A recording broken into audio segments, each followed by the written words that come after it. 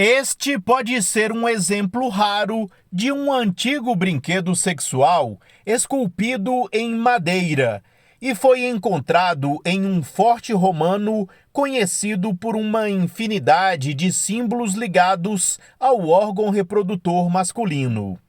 As ruínas do Forte de Vindolanda ficam perto da Muralha de Adriano, na Inglaterra, nas fronteiras do que já foi o Grande Império Romano. A região era politicamente tensa na época do Império. Aqui, soldados romanos enfrentavam os chamados bárbaros ao norte.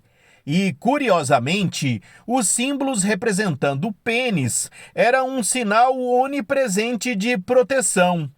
Imagens da genitália masculina podem ser encontradas em praticamente qualquer coisa, ao que parece. Paredes de pedra, tampas de caixas, até mesmo equipamentos de equitação. Mas o objeto de madeira é diferente de qualquer outro pênis desenterrado no local ou em qualquer outra escavação romana. O objeto foi inicialmente descoberto em 1992 e inocentemente considerado uma ferramenta de costura. Mas os pesquisadores agora têm certeza de que, na verdade, é um pênis sem corpo. Além de uma linha esculpida na ponta que se parece suspeitamente com a glande, o objeto de madeira é bastante liso, o que sugere que rotineiramente era esfregado em outra superfície. Os arqueólogos apresentaram 3 explicações possíveis para o que essa superfície poderia ter sido.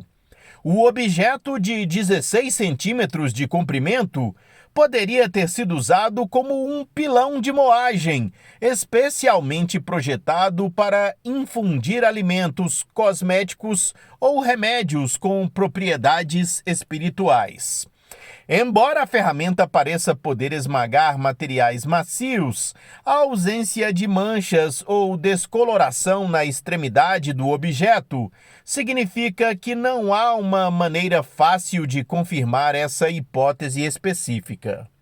Também é possível que o objeto de madeira fosse de fato um pênis, adornando uma estátua ou exposto do lado de fora de um prédio, outra característica comum na Grécia e Roma antigas.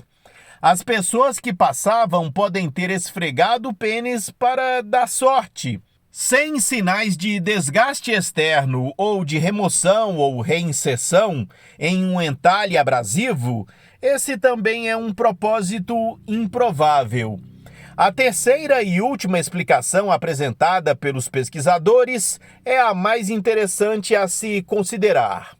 O pênis antigo de madeira pode ser um vibrador. Sabemos que os antigos romanos e gregos usavam instrumentos sexuais. Este objeto de Vindolanda pode ser um exemplo de diz o arqueólogo Rob Collins, da Universidade de Newcastle, na Inglaterra. Hoje podemos ser tentados a chamá-lo de brinquedo sexual, mas os arqueólogos que trabalham no artefato acham que esse termo pode não ter sido aplicado na época romana. O uso pode não ter sido exclusivamente sexual ou para o prazer do usuário, explicam. Tais implementos podem ter sido usados em atos que perpetuavam desequilíbrio de poder, como entre uma pessoa escravizada e seu dono, conforme atestado na recorrência de violência sexual na literatura romana. O antigo vibrador pode nem ter sido usado para penetração. Na verdade, os sinais de desgaste no exterior do objeto podem suportar melhor a estimulação do clitóris. Os pesquisadores dizem que o artefato mostra desgaste perceptivelmente maior em cada extremidade em comparação com o meio. Isso parece estar alinhado com os sinais de desgaste em um vibrador de bronze de 2.000 anos encontrado na China, embora especialistas digam que é difícil comparar os padrões entre esses artefatos antigos.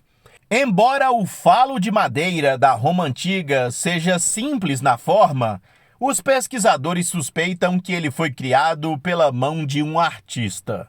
Em um forte romano como Vindolanda, isso teria sido uma habilidade tanto.